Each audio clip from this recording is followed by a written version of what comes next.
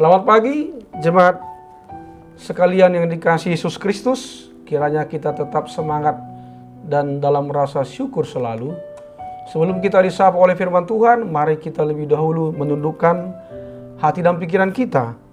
Marilah kita berdoa. Damai sejahtera Allah yang melampaui segala akal, itulah kiranya yang memelihara hati dan pikiranmu di dalam Yesus Kristus Tuhan kita. Amin. Firman Tuhan pada hari ini Selasa tanggal 11 Mei 2021 terambil dari Yakobus 1 ayat 6a.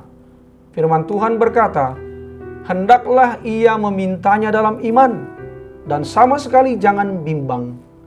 Dalam bahasa Batak dikatakan, "Alai di bagasan hapor siaun maibana mangido, unang marganggu ni roha." Demikianlah firman Tuhan. Topik meminta di dalam iman. Jemaat Kristus yang saya kasihi, salah satu syarat agar doa kita dikabulkan adalah doa kita harus disertai dengan iman. Artinya, kita harus percaya bahwa Tuhan akan mengabulkan doa kita. Tidaklah ada artinya berdoa kepada Tuhan jika kita sendiri tidak yakin bahwa Ia akan mengabulkan doa kita. Doa yang dipanjatkan dengan ragu-ragu tidak akan Tuhan kabulkan. Kepada murid-muridnya Tuhan Yesus mengajarkan, "Dan apa saja yang kamu minta dalam doa, dengan penuh kepercayaan kamu akan menerimanya." Matius 21 ayat 22. Kepercayaan atau iman adalah dasar utama kita berdoa kepada Tuhan. Kita berdoa kepada Tuhan karena kita percaya bahwa Ia mampu dan bersedia menolong kita. Tuhan tidak mungkin mengabulkan doa kita jika kita tidak percaya bahwa Ia mampu dan bersedia menolong kita. Ketika berdoa, kita harus yakin terlebih dahulu bahwa doa kita akan dikabulkannya. Memang tidak setiap doa kita pasti dikabulkan oleh Tuhan ketika kita berdoa dengan penuh kepercayaan atau berdoa dengan iman. Namun Tuhan Yesus mengajarkan kita untuk percaya kepadanya ketika kita mendatanginya dalam doa. Doa orang percaya berkuasa hanya jika didoakan dengan penuh keyakinan atau kepercayaan. Yakobus 5 ayat 16b. Jika pencobaan itu datang, maka yang kita lakukan adalah berdoa.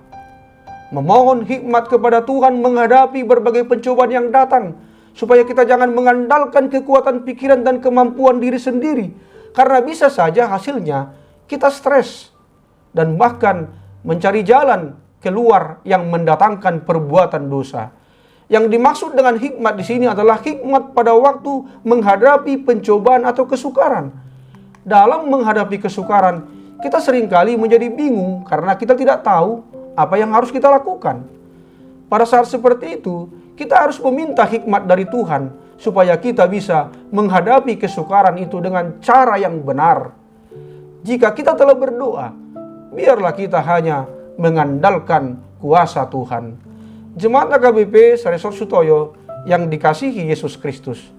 Dalam sebuah cerita dikisahkan, saat makan siang dengan beberapa teman, salah seorang dokter bedah bertanya kepada temannya, "Dokter, operasi terhebat apakah yang pernah Anda lakukan?" Dokter temannya itu bingung, harus menjawab operasi yang mana. Kemudian dia menjawab, "Saya sudah banyak melakukan operasi dan semuanya menuntut keahlian, kesabaran, ketelitian yang tinggi. Saya teringat pada operasi yang dijalani oleh gadis kecil yang hanya mempunyai harapan 10% saja untuk hidup. Malam itu para perawat membawa seorang gadis kecil yang berwajah pucat masuk ke ruang operasi. Waktu itu pikiran saya sedang dipenuhi berbagai macam persoalan yang berat. Ketika para perawat sedang mempersiapkan pembiusan, gadis kecil ini bertanya kepada saya, 'Dokter, bolehkah saya menanyakan sesuatu?' 'Ya sayang, apa yang ingin kamu tanyakan?'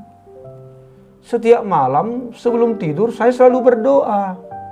Sekarang sebelum operasi dimulai, bolehkah saya berdoa?' 'Baiklah anak manis, engkau memang harus berdoa. Jangan lupa berdoa juga untuk saya,' kata dokter itu. Kemudian gadis kecil itu melipat kedua tangannya dan berdoa, 'Yesus, Engkau gembala yang baik. Berkatilah domba kecilmu malam ini. Dalam kegelapan, kiranya engkau dekat denganku. Lindungi aku sampai datangnya sinar mentari esok pagi. Dan berkati pula dokter yang akan mengoperasiku.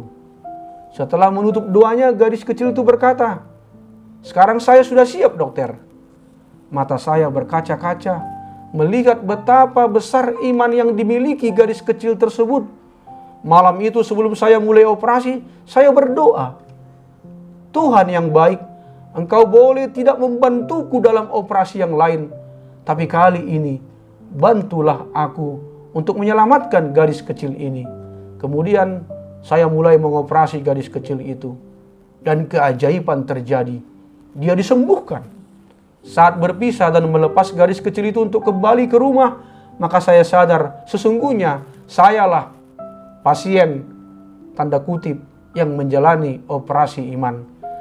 Gaya hidup gadis kecil itu mengajarkan bahwa jika kita menyerahkan seluruh masalah dan beban hidup kita ke dalam tangan Tuhan, maka Dia akan memulihkan dan menolong kita. Jemaat yang dikasihi Yesus Kristus, hari ini kita belajar satu hal, doa dan iman. Doa dan iman membuat kita yakin bahwa Tuhan mampu memelihara dan menjaga harapan yang kita gantungkan kepadanya. Doa menjadi iman sebuah kenyataan. Doa yang dinaikkan dengan iman akan menghapuskan kekhawatiran di dalam hati kita, sehingga doa itu akan mendatangkan mujizat. Tidak ada yang mustahil bagi orang yang percaya kepadanya. Karena itu, tetaplah berdoa dengan penuh keyakinan dan pengharapan di dalam nama Tuhan Yesus Kristus.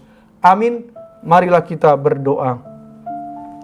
Terima kasih ya Bapa atas firman-Mu yang mengingatkan kami, supaya kami tetap berdoa di dalam iman dengan mengandalkan kuasa dan pertolongan-Mu, bahwa Engkau tahu apa yang terbaik buat kami dan jawaban-Mu selalu indah pada waktunya. Ya Bapa, berkatilah orang-orang yang berulang tahun hari ini. Sembuhkanlah yang sakit dan juga yang terkena virus COVID-19. Hiburkanlah yang sedih dan kuatkanlah yang lemah. Berikanlah apa yang menjadi kerinduan di hati kami masing-masing. Hanya di dalam nama Tuhan Yesus Kristus kami telah berdoa. Amin. Selamat pagi, selamat beraktivitas, salam sehat, tetap semangat, dan bersyukur selalu. Tuhan Yesus memberkati.